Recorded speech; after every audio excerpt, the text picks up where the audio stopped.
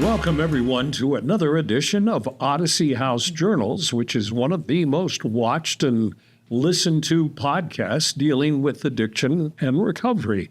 I'm your host, Randall Carlisle. My co-host, Nicole Slack. Hello, Nicole. Hello. Good to see you again. You too. And our guest is Amanda. Hello, Amanda. Hi, Randall. You're nervous. A little bit.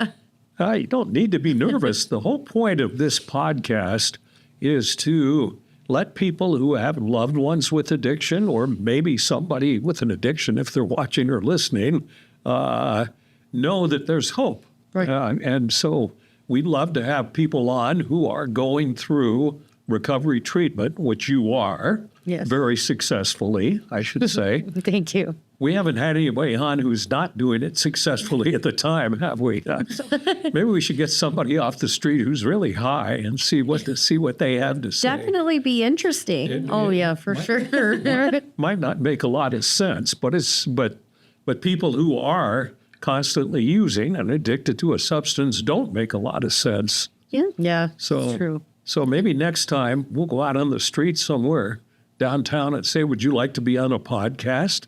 I'm sure they would, though. They say, "Yeah, if you give me some money or something like that." Some food. Yeah. So Amanda, you are.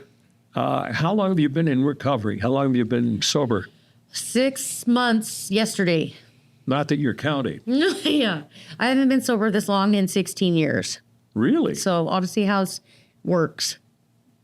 Well, and this is not necessarily a podcast promoting Odyssey House. It's promoting recovery. Right. So what was your background that made you finally seek help? So like, how did I get there? Yeah. Or what did you go through that you wanted to get help? So much. Oh my gosh. I don't even, that's a lot in 16 years. But there at the end, I had lost my apartment. I lost my housing. I lost everything in my apartment. I didn't have a car. I didn't have a job. It was just rough. And then I was on the streets again, and my family wouldn't let me go stay with them. I didn't want to ask anymore because I felt like I was too much of a burden to them, and I didn't want them to have to deal with me being high and being around them that way. So I just stopped asking for help, and I one day just decided Odyssey House in my head for some reason, and here I am. How'd you get in? Was it a self-admit or court-ordered or what? So I'm not court-ordered. I'm not on AP&P at all. I am a self-admit. I came in here, it was like 1 or 2 in the afternoon, and then they got me in that night. And so did you make an appointment at admissions, or did you just come in? No, I just did a walk-in. I called and talked to people for 2 weeks before, and they told me to just come in, and I got there, and they took me. So after 16 years of using, were you nervous when you first came in? Oh, yeah. I was still going through psychosis really bad when I got here, so I don't even remember getting here. Really? Yeah, and I'm still going through it a little bit. It's just nowhere near as severe as it was. So 16 years, which I don't know how old you are, but you must have started sort of young. Yeah, I started using when I was 20. The first time I used, I had a heart attack and was in the hospital for it. The first time you used, what'd you use? It was meth. And you had a heart attack? Yeah. Wow. You think I would have stopped then, but Yeah, I nope. was just thinking that wasn't it. The things we do to ourselves. That should have been a sign. Yeah. Wow, what was that like? Did you inject it or smoke it or snort it? It was an IV use. So you went big time right off the bat. Yeah. What persuaded you to even try meth? I was hanging out with my cousin and his gang, and they were all partying and using, and I was just like, I want to try that. Big mistake. So did you have a heart attack right after you did it? When I was coming down the next morning, I had a heart attack. And believe it or not, my mom's a 911 dispatcher, so she's the one that took my call. Really? Yeah. You called 911? My little sister did. And my mom was the one working, and she's the one that dispatched the ambulance to me. She's done that a few times. What, dispatch ambulances to you? Yeah, without really knowing it was me until I got to the hospital. Wow. Yeah. So what made you, like, in psychosis, I guess, what Yeah. made you call Odyssey? Like, did you realize you did that, or was it you? No, I was sober, but I was still on and off in psychosis. They told me I had to have a little bit of sobriety under me before I can come in being in psychosis. I picked Odyssey House because I had heard it was the hardest program, and that's what I needed, was hard, Yeah. something challenging. For people who don't understand, meth psychosis is pretty common for addicts who use it. Yeah. What's it like? What does that mean? It's scary. It's like, the only way I know how to explain it is like living in a nightmare that you can't get out of. It's terrifying. It's like you're paranoid. You think people are out to get you, like people are planning to harm you. You can't tell the difference from reality to being stuck in psychosis. It's kind of scary. Did your family know you were in psychosis? My mom kind of did, but I tried not going around them as much because I didn't want my kids and my mom to see me like that. My mom goes through enough PTSD with her job. Yeah. I didn't want to cause more of it. I chaired some AA meetings down on the block years ago, and I had one guy who was one of the biggest meth dealers down there and a meth addict, and he loved going out for a hamburger after our meetings. So I got to know him pretty well, and he described, and I just sort of looked at him. I mean, I was an alcoholic. I am an alcoholic in recovery, but I didn't ever go. I was depressed, but I never went through some of the weird crap that you go through on meth. And he said, we were sitting there all last night. He said, me and a bunch of people doing meth in this little apartment, and we had the blinds down. And he said, so last night I didn't get any sleep because first of all, because of meth, but Yeah. secondly, Yeah. but secondly, he'd say every other 5 seconds, I'd think somebody was at the window, like cops or something, and I'd go and I'd peer out of the blinds, and then there was nobody there, and then I'd sit back down on the couch, and then 5 or 10 seconds later, I'd get up again and do that, and that was a pretty good description of being paranoid. Yeah, or like thinking I'm seeing something out of the corner of my eye in my apartment, or somebody outside my window in the trees. I was on the 4th floor.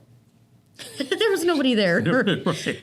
There's nobody peering in your window on the 4th floor. A person watching who doesn't understand addiction might wonder, okay, you had heart attacks, you're paranoid. It doesn't sound like a very pleasant way to live. No. So why do you keep doing it? Honestly, I can't answer that question. I don't know. I just could not stop. The more I did it, the more I kept doing it, and then I just couldn't stop. That's why I came here, was because I needed the help. I needed the structure. Good. Is there a withdrawal from meth? Not like there is alcohol, Yeah. but Or opioids. yeah. You don't get dope sick when you stop, right? Yeah, not really. Like, I'll be kind of nauseous, but I'm nowhere near like alcohol, because I'm an alcoholic as well, and I was having seizures when I Join quit. the crowd. My God, we've got 3 of us here. Yeah. Alcohol is just as bad as drugs. I have a drink here underneath the table if you guys Yeah. you want. Need some? Yeah. So the feeling of meth that I've heard people talk about is some kind of energy and power and that kind of stuff. What was it like for you? Why did you even like it? Honestly, I first wanted to start using because of my weight. I was insecure about the way I looked. I still kind of am, so my weight gain getting in recovery is kind of a trigger, but I'm working through it. I don't know, I just liked the way it made me feel. It was a rush, and I just felt like a part of something, and I felt like seen, but really it's not. Oh, now when you were growing up and you started, what age did you say you started? Started meth. Yeah. I was 20 when I That's started right. meth, but I started drinking. I first tasted alcohol when I was 8, and then I really started drinking when I was 15. Okay. My family's addicts and alcoholics on both sides. Really? Yeah. You know, we talk about the genetic component of that a lot, and I have it on the paternal side of my family going back generations. And there must be, I don't know if they've ever come up with definitive proof that because addiction runs in your family, you're more likely to be addicted. I think so too. It's got to be in your genes somehow because I feel the same way. Well, do you have brothers and sisters? I have two sisters, and the one's an alcoholic as well, but she's in recovery too. She's I think she's like a year and a half sober now. And my other sister, I don't really talk to, so I don't know what's going on with her. So you don't know whether she's dealing with addiction or not. I don't think she is, but I know my little sister is, but she's recovering. Well, and I have a sister and a brother. My brother passed away, but neither of them had any addictive tendencies whatsoever. So I was the lucky one who got whatever genetic component comes with that from family background. What how long did you say you've been in Odyssey or sober? I've been in Odyssey and sober for 6 months yesterday. Now, what would have been the difference if we would have interviewed you beforehand? I probably would, honestly, have not showed up. Like if I was still using, you mean? Yeah. Yeah, I probably wouldn't have showed up. I don't even know I would probably have answered. I don't even know if I would have answered the phone because I was isolating and I wasn't talking to anybody. So I probably wouldn't have even answered the phone. And the difference between that and now is the fact that you showed up at least an hour early today. Yeah, I was super early. You know, because you weren't sure where to come and that kind of stuff, right? Yeah, well, I've lived very sheltered life in Ogden, and I don't know nothing out here, but I'm planning on staying out here too. So I'm trying to get used to the area. Wow, and that's it. And you also expressed concern that when things happen within our program, they always happen a little late. Yeah. Right? Yeah. I think it's like herding cats. Feral cats. Feral cats. Yeah, exactly. So leaving when I was in treatment, like leaving the house on time was just unheard of. Yeah. Gather at 9:15 and the one person without fail. Right. And one of the things, you're part of our JETS program, which is aimed at helping people develop into some kind of professional career when you get out of treatment.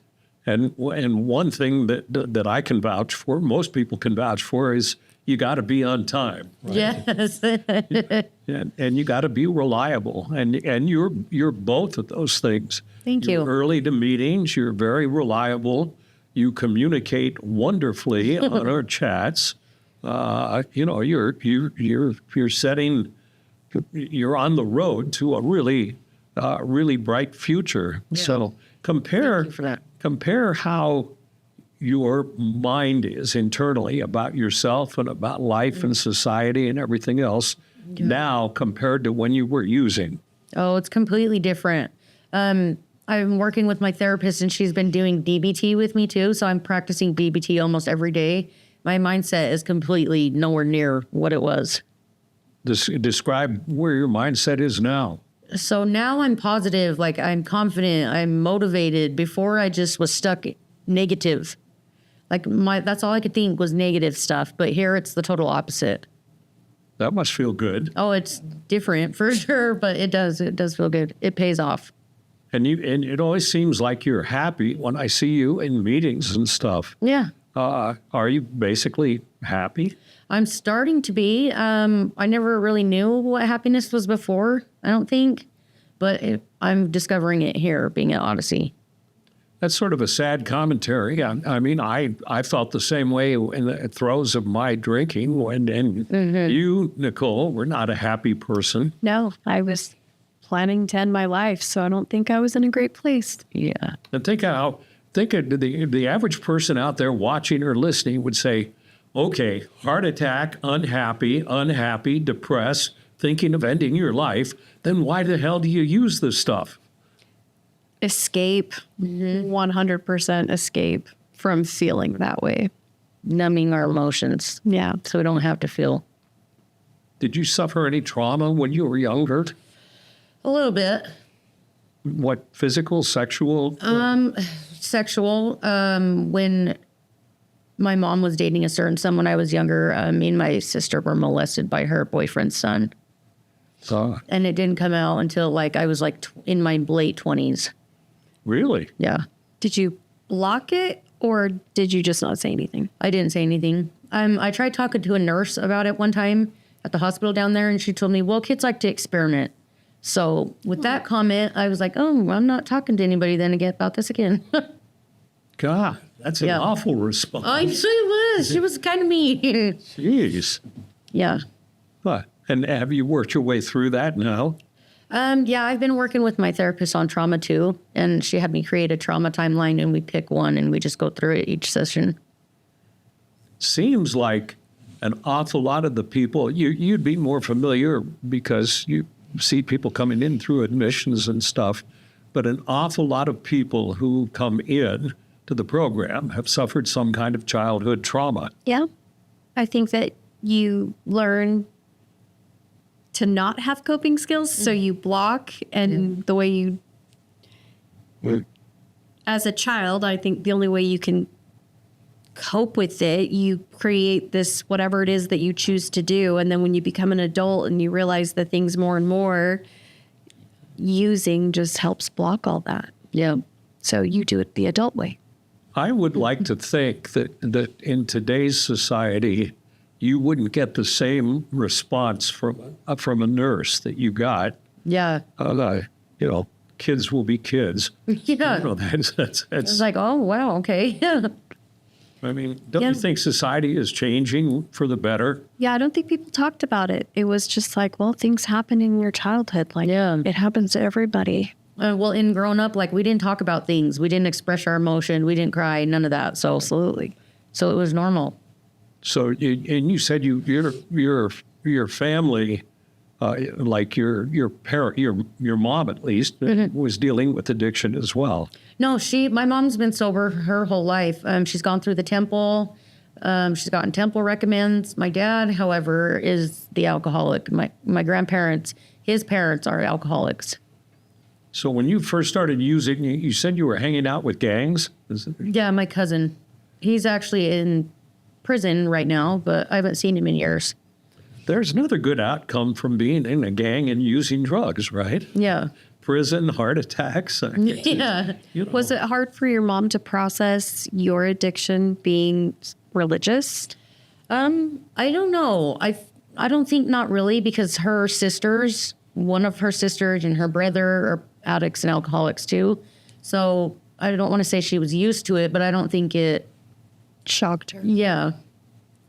Did she enable you throughout your using time? I mean, like if you needed money, or did you steal from her or anything like that? She didn't really enable me. She told me she would never turn me away to take a shower or come do laundry, but she never gave me money. This is horrible to say, but I have stolen money from her and my kids. I'm actually working on paying them back. I've already started paying them back, but yeah, not really.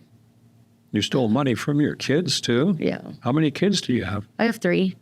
How old? My oldest is 10. My middle is my boy. He's 8, and my youngest girl is 5. My oldest is a girl too. And what kind of relationship do you have now with them? My oldest kind of is really standoffish and mad as hell at me. My 5-year-old does not leave my side and let me go anywhere, and my son's kind of neutral. So your oldest one is mad over your using?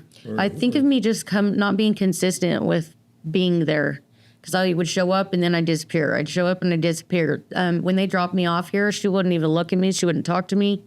And now that I'm high enough up in my program, I can go home on home visits, and now she's starting to kind of warm up to me again. And who's caring for them? My mom has them. Okay. So she's like a single mother raising 3 kids again on her own. After raising you. Yeah, me and my 2 sisters. She's done her part. She's overdone her part. Do you hope to establish a normal mother son daughter relationship? Oh yeah, I'm working on it. What are the next steps when you leave Odyssey? So I plan on going to Odyssey Sober Living, And then I would like to get my CPSS. I've already got my 2 letters. I just need to write my recovery journey. And then I would also like to get my SUD-C, but I would want to go to school too for social work. Okay.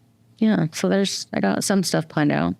So you could be a future employee here. Hopefully, that's my goal. That would be great. That's why I wanted to join JETS.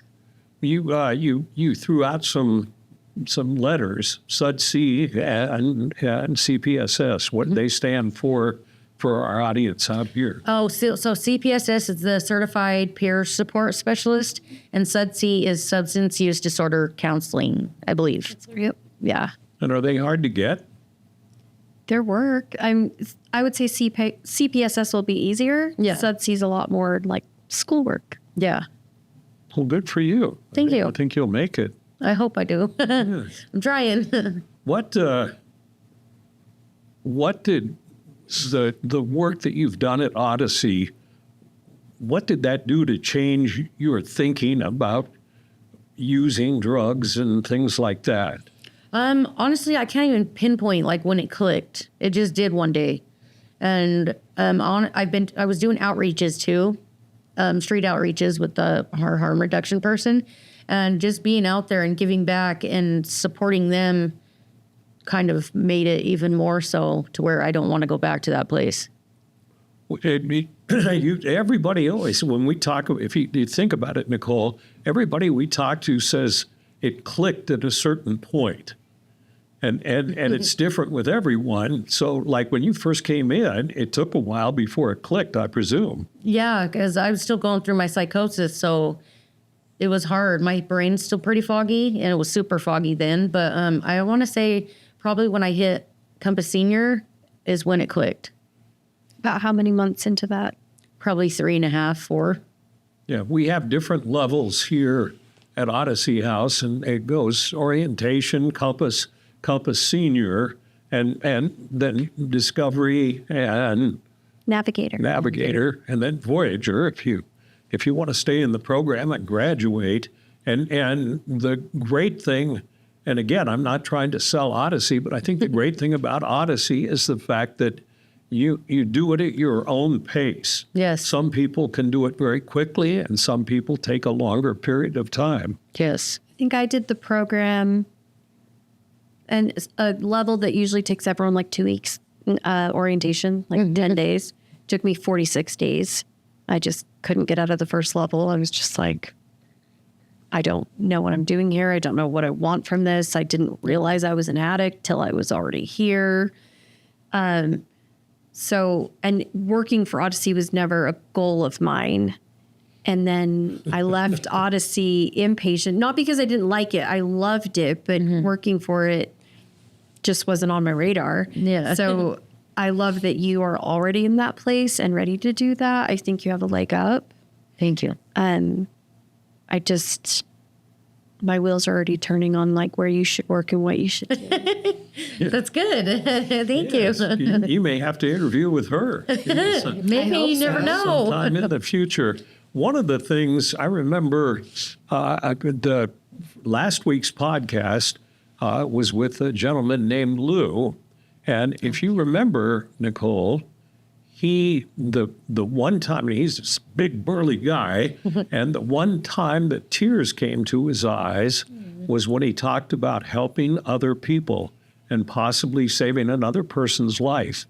And and there's a theme that is pretty consistent throughout any recovery, including AA's 12 steps and everything else, that it makes a huge difference if you start giving back and helping other people.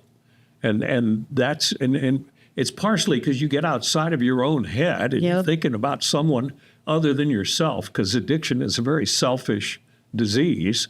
And you mentioned that at outreach, things started to click. Yes. Describe an outreach for people who don't know. So we did a street outreach, and the harm reduction kits she does exchange. She does wound kits, safe sex kits, smoking kits.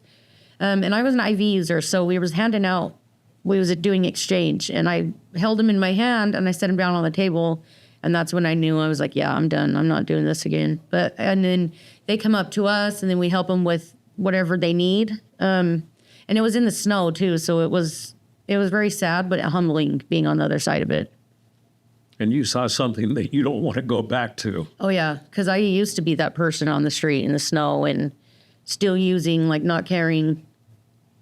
But it was a very humbling experience.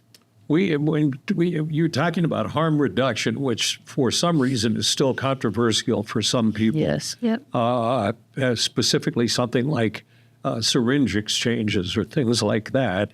And the whole point of harm reduction is to help keep someone alive and somewhat healthy while they're using, and hopefully they'll find at some point that they want to get some kind of help. Yeah. For their addiction. Did you partake of like syringe exchanges and stuff like that, or did you use dirty needles and just take your chances? When I was using, Yeah. we just, like, with me, I just saved my needles and just reused them. Down there where I'm from, they don't have harm reduction out there. It's horrible out there. I'm trying to see if we can get it down there, but they don't have nothing like that out there. So we just reuse the same ones over and over. But you just used your needles for yourself. Oh, You yeah, didn't yeah. Share them with. No. Well, but a lot of people do. Yeah, some people do. But yeah, no, I just used mine. I think harm reduction also stops the spread of disease. Yeah. Oh, it does. So, Hep C, HIV, stuff like that. Yeah. And we've interviewed people here on this podcast who say it's like me asking you, well, didn't the heart attack tell you that you should stop using? It's like I wasn't at a point where I was thinking logically. Yeah. And so if I'm getting dope sick and I have my buddy's needle there, I'll use it if that's the only needle I have. yeah. I can remember drinking and being so sick and being like, I'm never drinking again. And like 20 minutes later being like, I cannot wait to get to the liquor store. Yeah. So It's the liquor store opens you're at not 11. thinking rationally when you're No. using. I remember many nights going to bed saying, okay, I'm not going to do this tomorrow. Yeah. And That was almost just a the daily. go-to. Yeah, that was almost a daily thing. Well, and so how do you feel when you're, other than the fact that it shows you don't want to be on the other side of things, how do you feel when you're thinking about helping other people? This is what brought tears to Lou's eye, because we were talking about the fact that even though like Odyssey's a large program and groups are large and things like that, if you just made an impact on one person, Yeah. you've saved a life. Right. And I've been very selfish. Like you said, drug addiction is a selfish disease. The last 16 years, all it's been is me, me, me.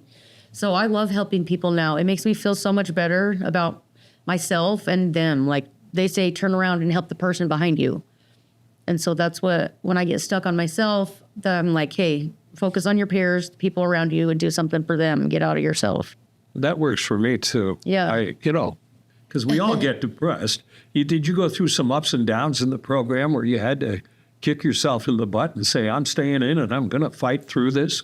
A couple times, like when I first got there, because I was still so out of it, I was like, I don't know if I can do this place because I'd been isolated for so long. There's a lot of people at that house. The couple of the staff members actually are the ones that kind of motivated me, and that's why I stayed. Well, I believe it or not, the 30 minutes is up.